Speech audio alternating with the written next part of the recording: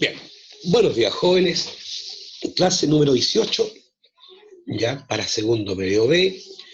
Lo que vamos a ver hoy son los gobiernos, ¿no es cierto?, de Jorge Alessandri Rodríguez y Eduardo Frei Montalva. Ya. Contenidos, cambios estructurales durante los años 60 y 70, gobierno de Jorge Alessandri y Eduardo Frei Montalva. Objetivo, explicar y describir las características de los gobiernos de Alessandri y Frei. ¿Ya? Pensamiento crítico, análisis, síntesis, las habilidades, ¿no es cierto? Profesor quien les habla. Y, ¿no es cierto?, nuestro correo, el de siempre, juanprofe.segundosmedios@gmail.com.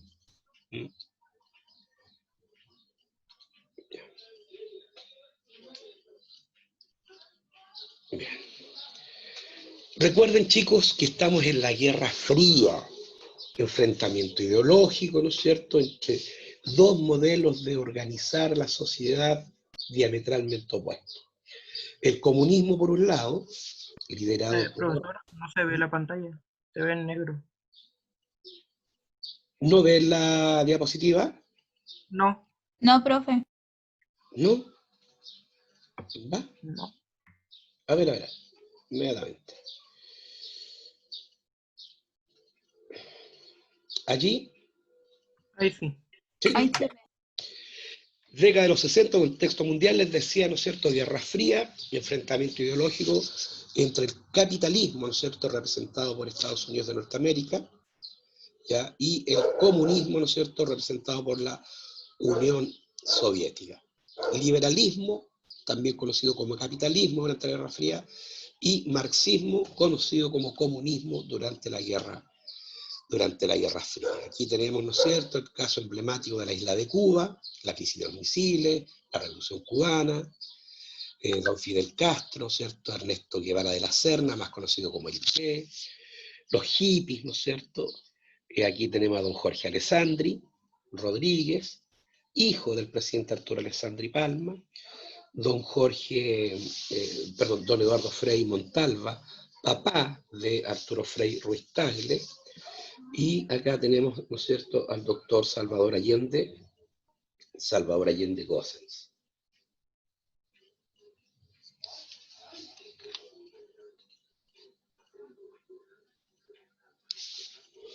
Estamos entonces entrando a la época de transformaciones estructurales. Acá está Alessandri Rodríguez, Frei Montalva y Allende Gossens. Y Allende Gossens.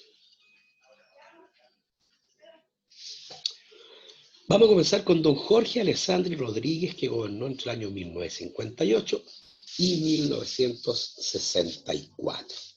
Este señor, ya.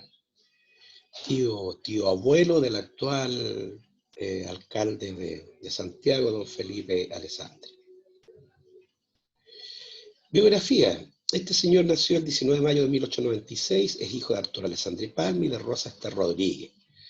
En 1919 se tituló de ingeniero civil en la Universidad de Chile, fue diputado por Santiago, ministro del Interior de Gabriel González Videla, después fue senador por Santiago y después fue presidente de la República. Fue independiente en el sentido que no estaba inscrito en ningún partido político, pero sí evidentemente era apoyado por los partidos de derecha, que en ese tiempo era el Partido Liberal y el Partido Conservador.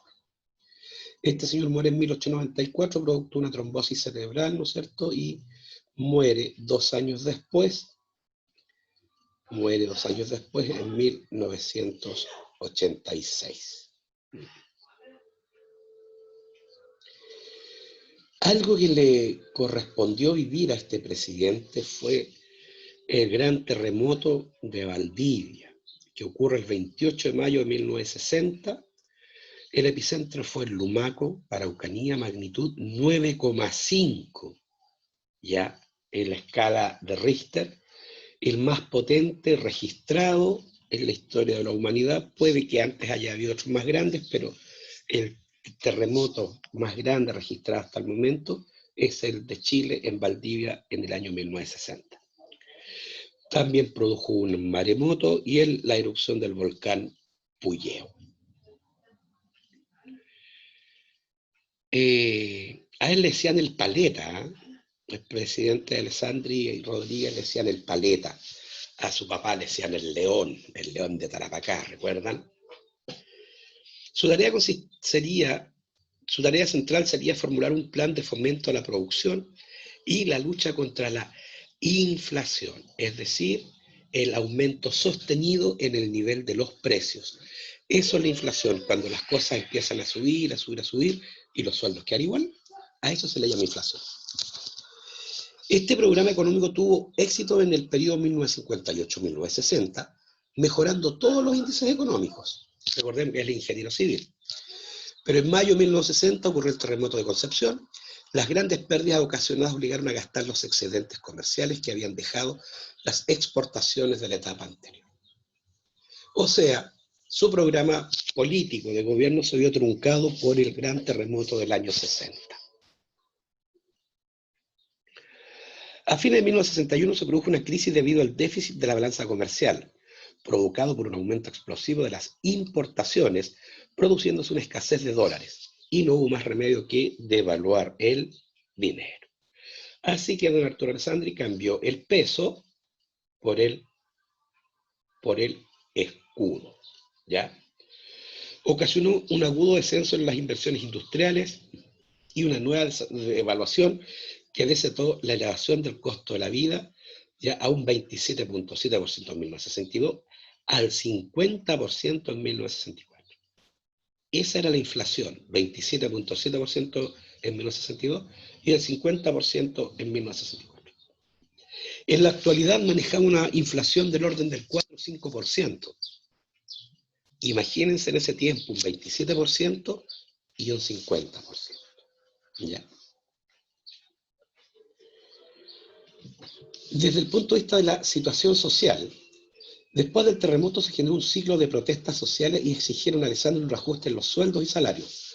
Obvio, como las cosas habían subido mucho de precio, la gente pedía que se le subiera a él el sueldo. Aumentó el desempleo, las empresas quebraron y disminuyeron los sueldos. A pesar de todo, su popularidad se mantuvo y aumentó al final de su gobierno, ya que la gente reconocía su austeridad y sus desvelos por el bienestar colectivo.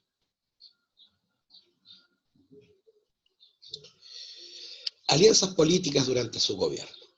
En los comienzos de su gobierno contaba con el apoyo parlamentario de conservadores y liberales, lo que le aseguraba el tercio constitucional a pesar de ser independiente.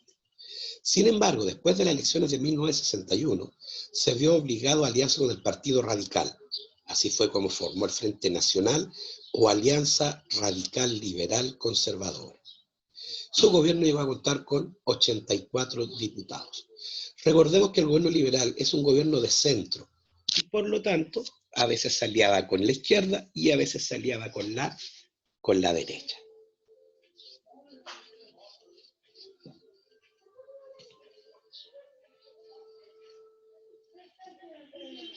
Hasta 1964, ya hasta el año 1964, año en que termina el gobierno del presidente, estaba el Partido Agrario Laborista, estaba el Partido Radical, estaba la Milicia Republicana, el Partido Socialista, el Partido Comunista, el Partido Demócrata, el Partido Social Cristiano, la Unión Cívica y la Alianza Democrática.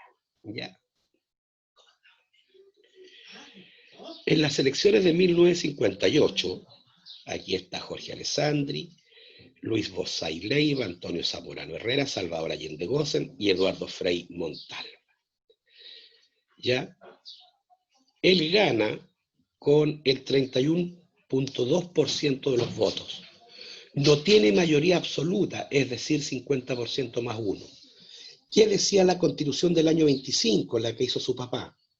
Que de no haber mayoría absoluta, el Congreso Nacional iba a elegir entre las dos mayorías relativas, ¿ya? Y la segunda mayoría relativa fue el presidente Allende. ¿Qué hacía el Congreso? Evidentemente elegía a el que había sacado mayor cantidad de votos, y es así que él es elegido presidente de la República por el Congreso Nacional. ¿Ya?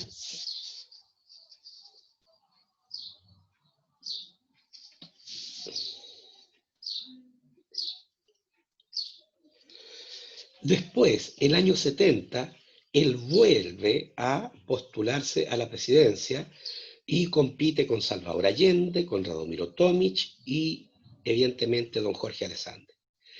Esa vez se invirtió la institución y la mayoría relativa estuvo Salvador Allende y la segunda mayoría relativa la tuvo don Arturo Alessandri.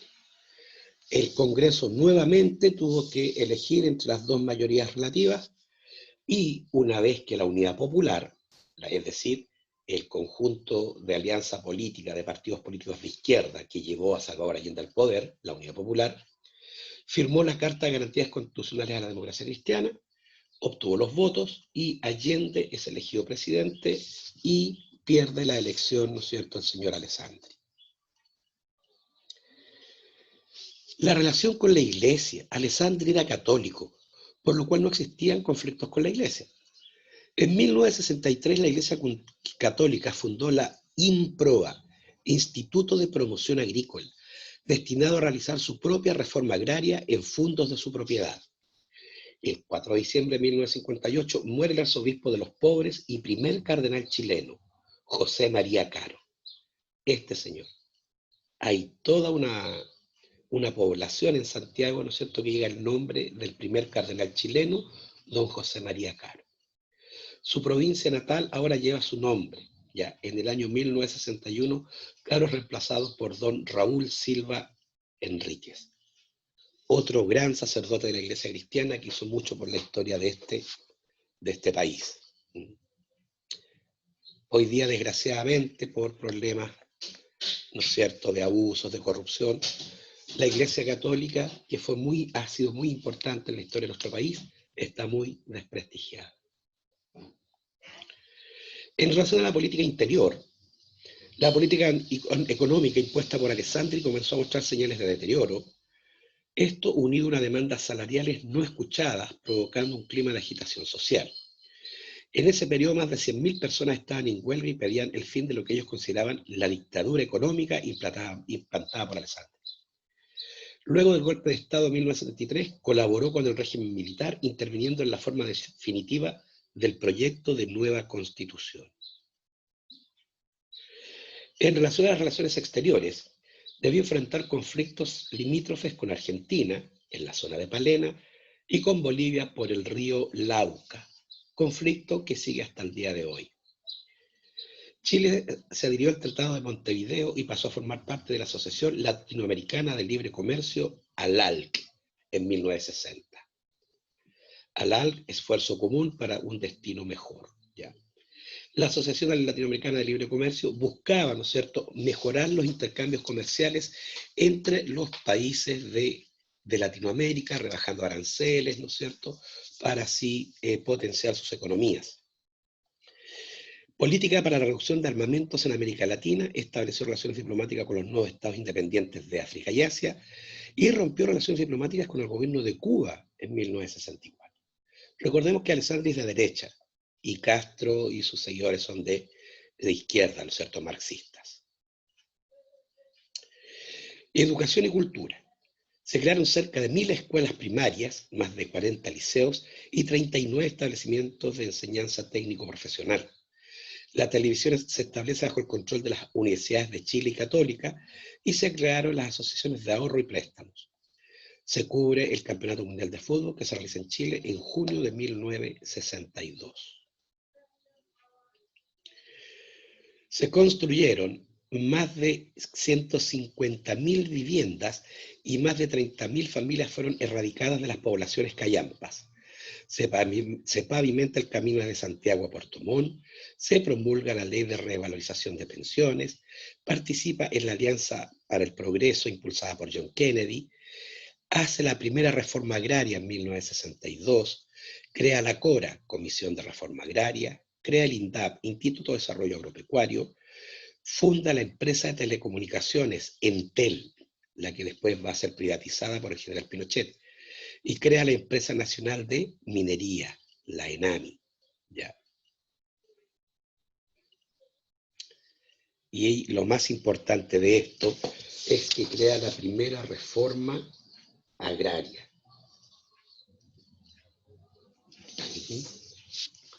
Aquí me voy a detener.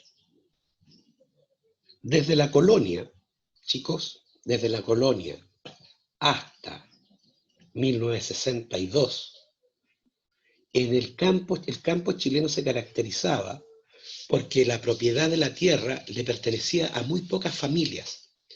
Ya esta propiedad estaba concentrada en muy pocas familias, ya, que tenían alrededor, ¿no es cierto?, del 90% de los terrenos cultivables desde Copiapó, ¿no es cierto?, hasta Concepción.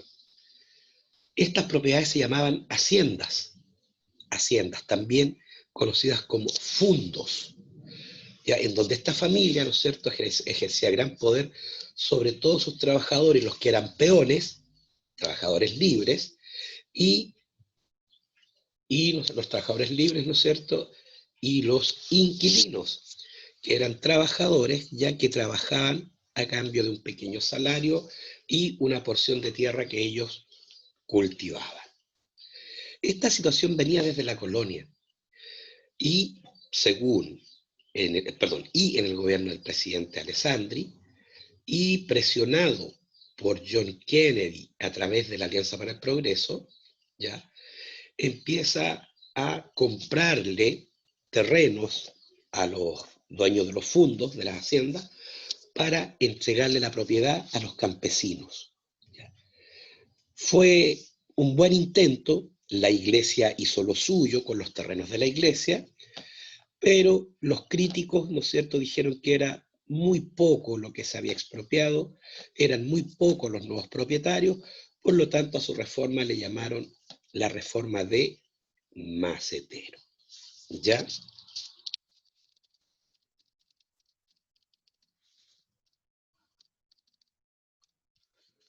Bien.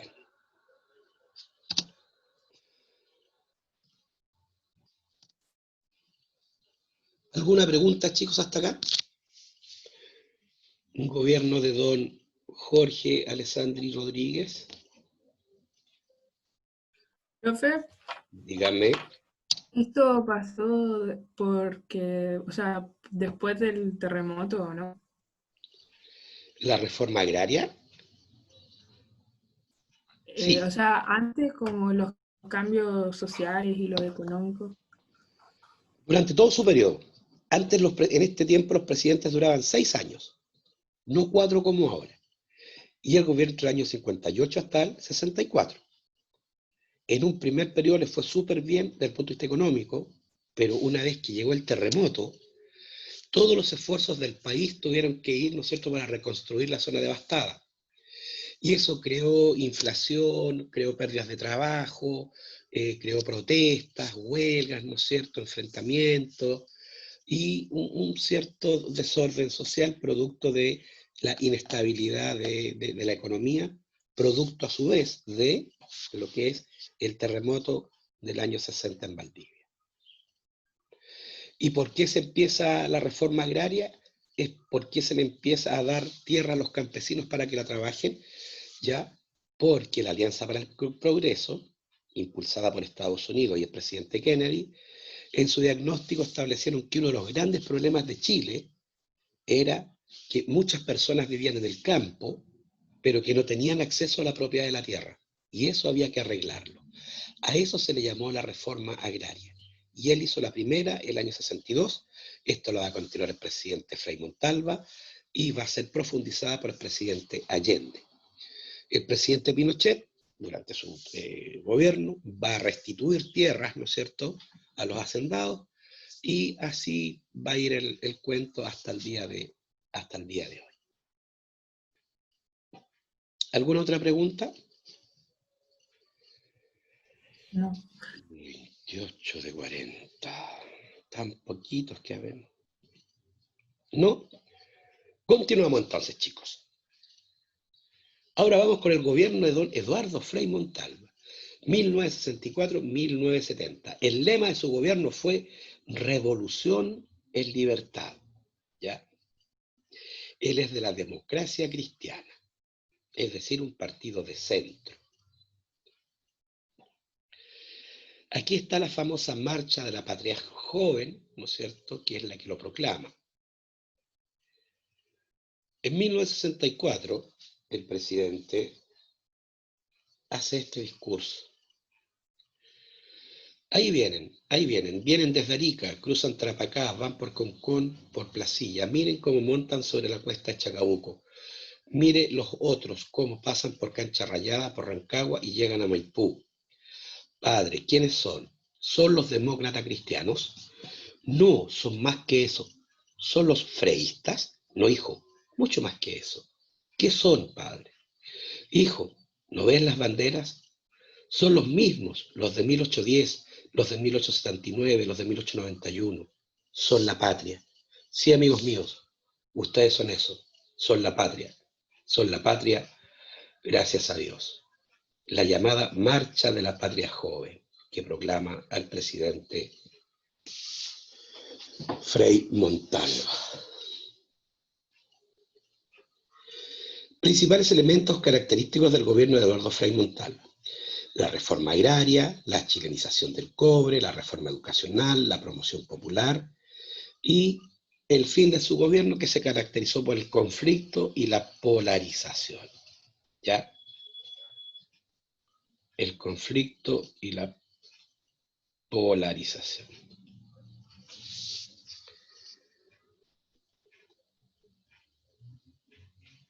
Vamos viendo entonces.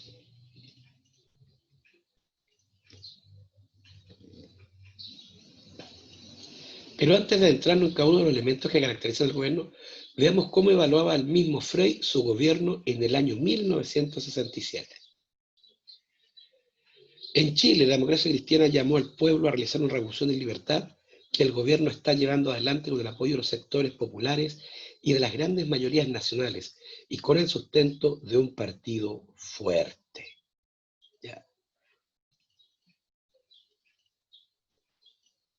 Hemos acelerado el desarrollo económico a los más altos niveles.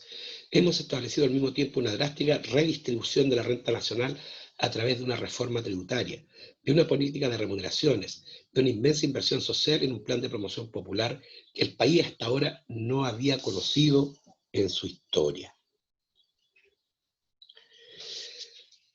La reforma agraria ha comenzado y el campesinado se incorpora a la vida nacional con una velocidad sorprendente.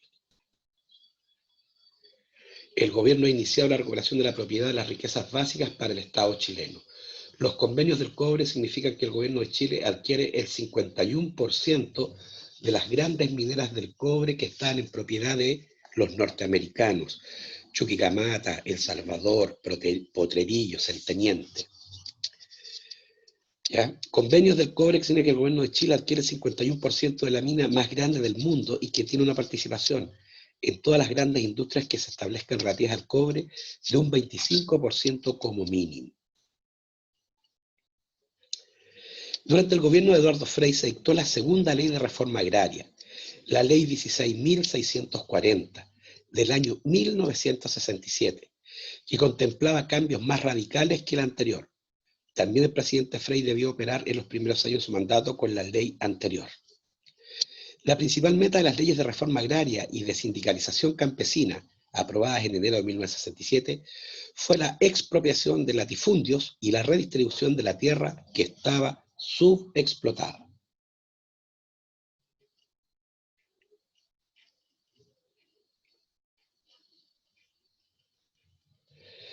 La reforma a la educación. También hizo una gran reforma a la educación el presidente Frei. Expansión del acceso a la educación, ¿ya? Reforma de la Constitución, extensión de la educación obligatoria a 8 años. Ya en 1967 entonces hizo la reforma que establece que de 6 años de educación básica se pasaba a 8. Fijaron los límites entre dos modalidades en media, siendo posible para los alumnos de los liceos técnicos para postular a las universidades. Hizo una reforma curricular, incrementó el gasto fiscal con el objetivo de ampliar la cobertura en todos los niveles.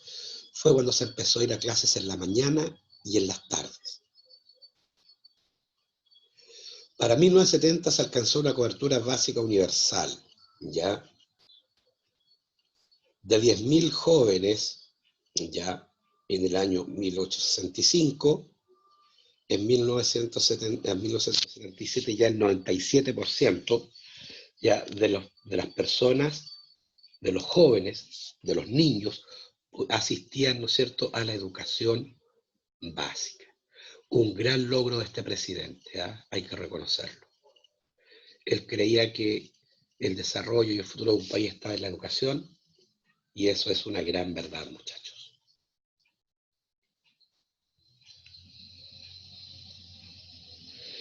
La educación media en el gobierno de Frei también, ¿no es cierto?, obtuvo un repunte espectacular en sus años de gobierno, ya la educación media. O sea, esto significaba que muchos más jóvenes se integraban a la educación media, aproximadamente, ¿no es cierto?, ya casi el 52-53%. Más de la mitad de los jóvenes ya podía asistir a un liceo, ya sea técnico profesional o a un liceo científico humanista. Tenía también un plan que se llamaba la promoción popular, un incentivo e institucionalización de la organización popular. Este objetivo se lograría a través de la formación de organizaciones que tuvieran como propósito generar espacios de participación para las masas, buscando integrar al sistema al tiempo que se buscaba reducir los niveles de marginalidad social. El gobierno a lo largo de todo el país fomentó la creación de miles de juntas de vecinos, centros de madres, clubes deportivos, sedes sociales, centros de perfeccionamiento técnicos para costureras y la formación de líderes comunitarios. Lo que se llama, ¿no es cierto?, los grupos intermedios de la sociedad, los que están entre el individuo y el Estado. Fin del conflicto de gobierno de Frei. Hacia 1967 hay dos procesos que van a afectar las perspectivas de la democracia cristiana para gobernar un próximo periodo. A. Proceso de distanciamiento entre las distintas facciones al interior de la democracia cristiana, que se tradujo en la directiva del partido y de la Juventud Demócrata Cristiana, que quedaran en manos del sector rebelde del partido.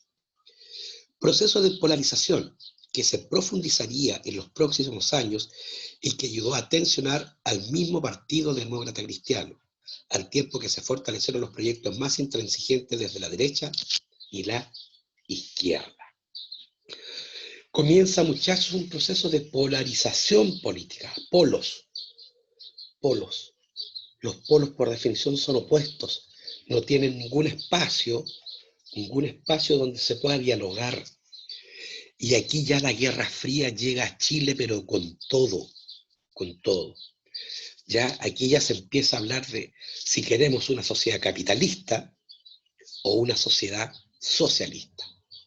Y esto es al fin del gobierno del presidente Eduardo Frei, que dígase de paso, fue financiado en su campaña por Estados Unidos a través de la CIA, la Central de Inteligencia Americana, ¿ya?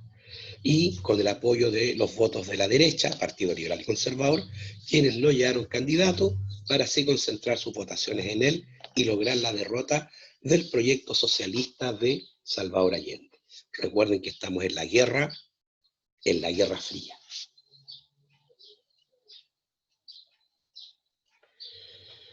Un centro político intransigente. Con la realización del programa reformista de la democracia cristiana, llevado adelante sobre la base no consensuada de las fuerzas propias, se produjo una centrifugación del sistema de partidos. Esto significa que el centro, en vez de jugar un papel de articulador, desempeñó un papel polarizante entre los extremos, y el centro no existió una línea de continuidad, sino una separación irreconciliable. ¿Ya? Un ejemplo que ilustra la polarización es que se encuentra con la reforma. Un ejemplo que ilustra la polarización es el que se encuentra con la reforma universitaria en la Universidad Católica, en la que se enfrentaron sectores gremialistas y sectores reformistas.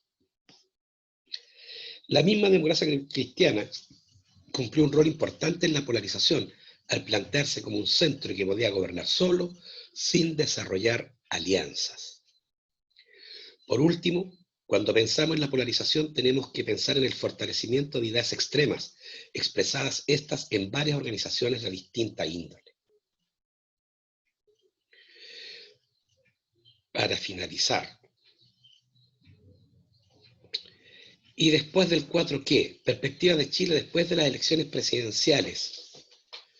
Esta persona es Luis Vitale, 1970, un historiador. Dice, 6 años de gobierno demócrata cristiano demostraron la incapacidad de la llamada Revolución en Libertad para sacar a Chile de su atraso, de su dependencia y de la miseria de sus clases explotadas. Nuestro país se mantuvo como semicolonia yanqui, dirigida por una clase dominante que no fue afectada en lo esencial por el gobierno de Frei y con un aparato estatal burgués,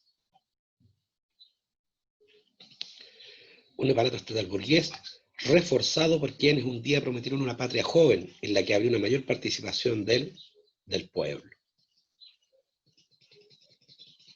Este historiador es evidentemente marxista y es muy crítico de lo que hizo la democracia cristiana y básicamente ninguneando lo que había hecho este gobierno, ¿no es cierto?, porque él tenía otra visión ideológica. El gobierno de Frei, una etapa de modernización y reforma de la sociedad chilena, este es de Fox, leyen ya, del Instituto de Ciencias Políticas de 1961. Este señor es de centro. Dice, el programa de gobierno de la democracia cristiana no tuvo un carácter revolucionario porque no se propuso la sustitución de un sistema social por otro. El cambio más radical, como la reforma agraria, afectaba al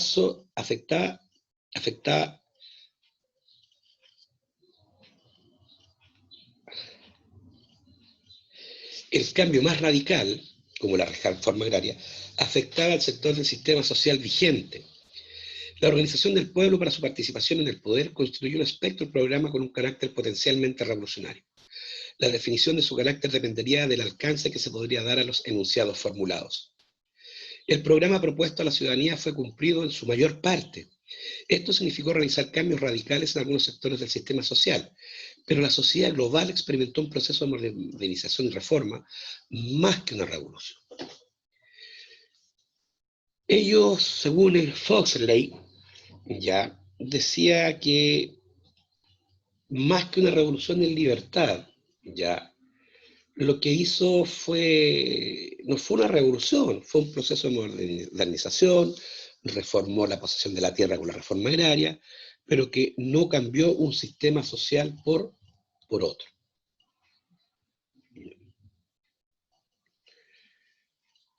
Después Cristian Gasmuri, ¿no es cierto?, a propósito de Eduardo Frei Montalva y su época, dice que aunque nadie pueda negar sus grandes logros en la modernización de Chile y la exitosa gestión administrativa, se ha reprochado al gobierno de Eduardo Frei Montalva el haber fracasado políticamente. En fin, Frei tuvo mala suerte con la época en que le tocó gobernar. Hubo de dirigir Chile en un periodo de izquierda y de derecha, la que, como se ha visto, afectó profundamente al Partido Demócrata Cristiano y su administración. Este historiador, ¿no es cierto?, reconoce los logros del presidente y atribuye a la situación internacional y a la situación interna, ¿no es cierto?, ya, por qué, ¿no es cierto?, desde el punto de vista político, su gobierno no tuvo el éxito esperado. ¿Ya? De haber tenido éxito la conducción demócrata cristiana, hubiesen seguido en un gobierno próximo con don Radomiro Tomic, pero él pierde las elecciones, ¿no es cierto?, ya contendiendo con don Jorge Alessandri Rodríguez y don Salvador Allende Gossens. Bien, chicos, hasta aquí. ¿Alguna pregunta, alguna duda, alguna consulta? Profe, el gobierno de Frei fue durante la Guerra Fría. Sí. Recuerden que desde el 45, ya estamos hablando de don Gabriel González Videla, hasta el general Pinochet, hasta el año 80, pero hasta el año 90, todos esos gobiernos pertenecen a la Guerra Fría. ¿Ya? Es más, el golpe de Estado fue incentivado y apoyado por Estados Unidos, porque no quería a otro país socialista en América Latina, porque ya teníamos a Cuba con Fidel Castro, que tomó el poder mediante la revolución. Y el presidente Allende acá en Chile fue elegido democráticamente. Y eso los norteamericanos no lo aceptaron nunca, así que apoyaron a las fuerzas golpistas de Chile, ya los empresarios de la derecha, y evidentemente las Fuerzas Armadas, que fueron las que articularon el golpe de Estado del año 73. Eso ya viene a ser materia de la próxima clase, de cuando regresemos de nuestro receso de fiestas patrias. ¿Alguna pregunta, chicos? ¿No? Ya. No se me arranquen. Vamos a parar la grabación.